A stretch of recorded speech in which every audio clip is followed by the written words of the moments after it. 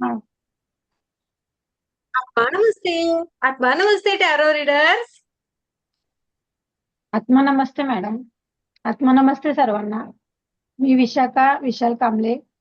मी दैसर बोरवलीवरून बोलते आणि मी रेकीमध्ये 27 ऑक्टोबर पासून जॉईन झाली आहे आणि ती व्हिडिओ मी युट्यूबलाच बघितलं होतं. त्याच्यामुळं मला काहीतरी अंतर्मनात काहीतरी जाणवलं आणि मी ती चालू केली.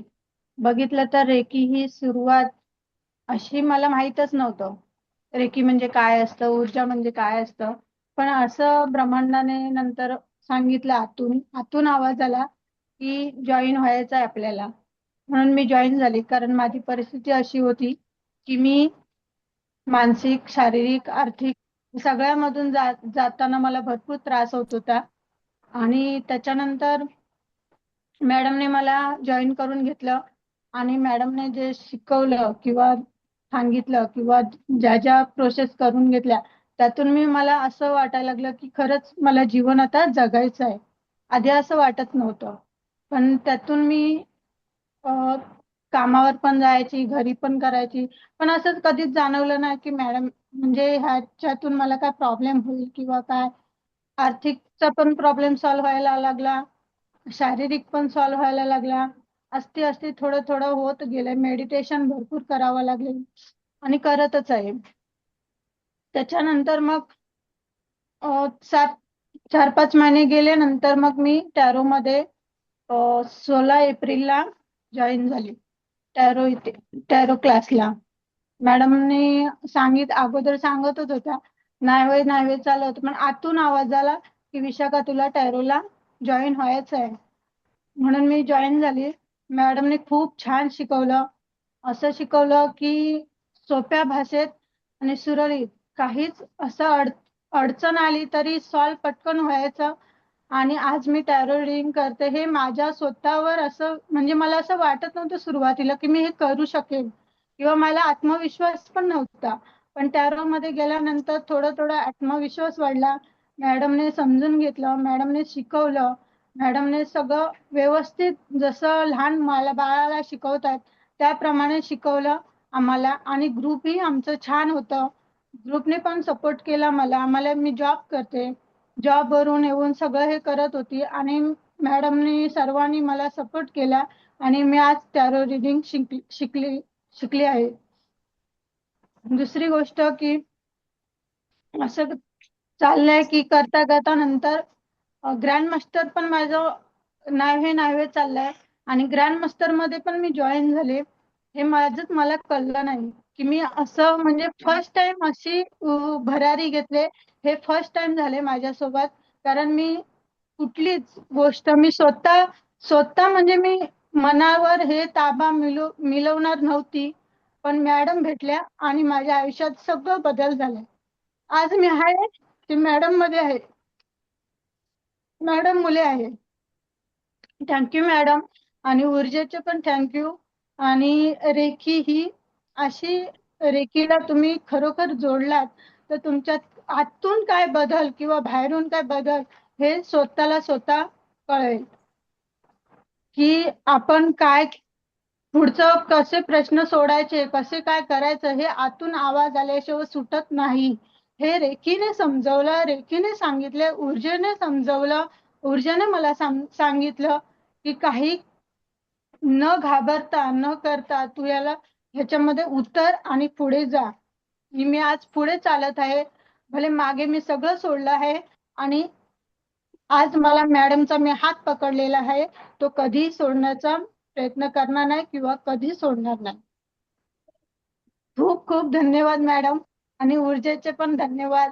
आणि आज टॅरो रिडिंग शिकले हे स्वतःच्या पायावर उभं राहण्यासाठी, प्रश्न स्वतःचे सोडवण्यासाठी, इतरांचे सोडवण्यासाठी आणि सामाजिक किंवा काय पुढे प्रॉब्लेम आले तर सॉल्व लगेच होण्यासाठी हे टॅरो रिडिंगचं खूप छान काम आहे.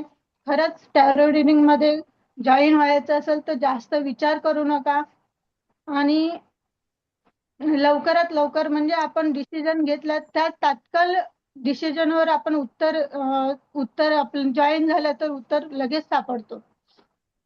बरोबर. विशाखा, हा खरं म्हणसाल तर लोकांना जोडणं ते नंतर बघूया.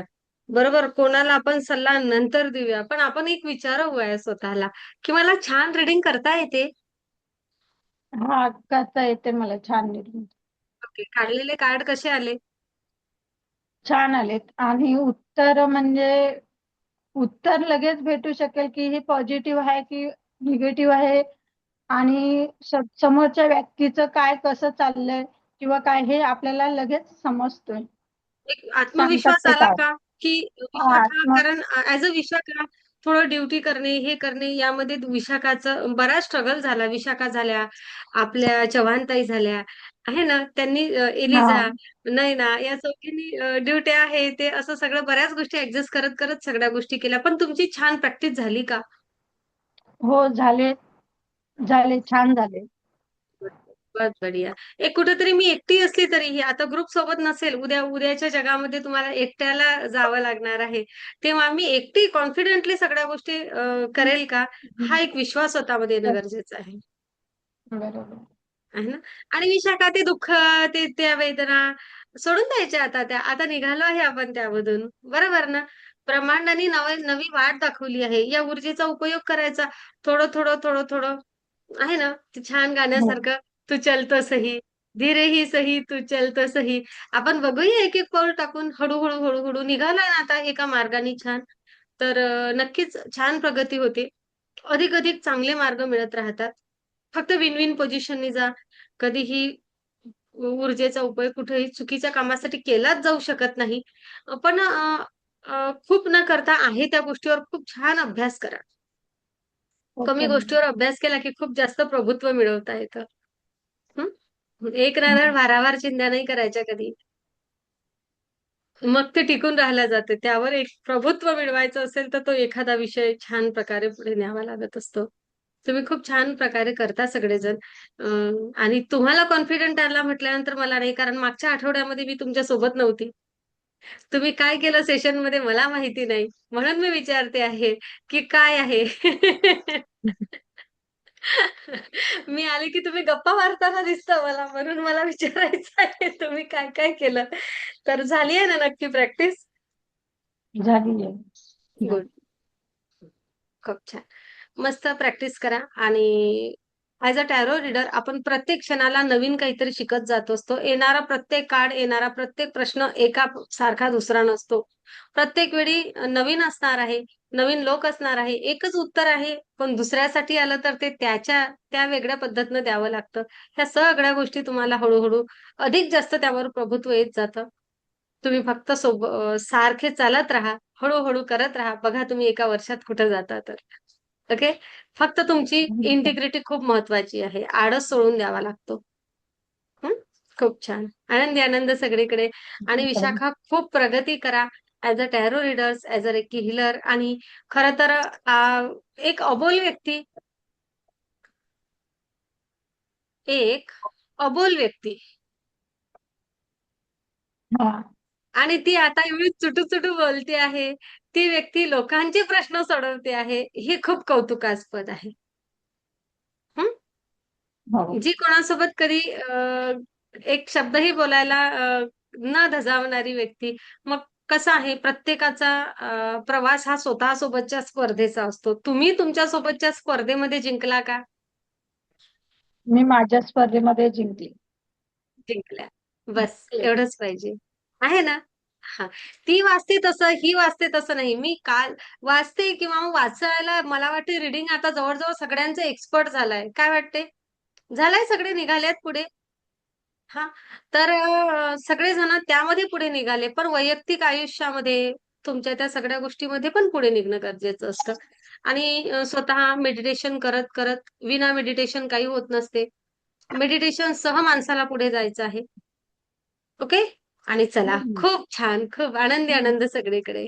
आणि खूप गोड दिसत आहात. Thank you madam.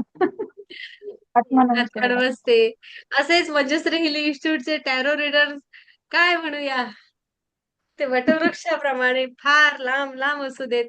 तुमच्याकडे अगदी भरभरून क्लायंट असू दे. अनेक लोकांच्या आयुष्यामध्ये मार्ग दाखवण्यासाठी प्रामाणिक तुमचे प्रयत्न असू देत. Thank universe. आनंदी आनंद सगळीकडे. Thank you madam.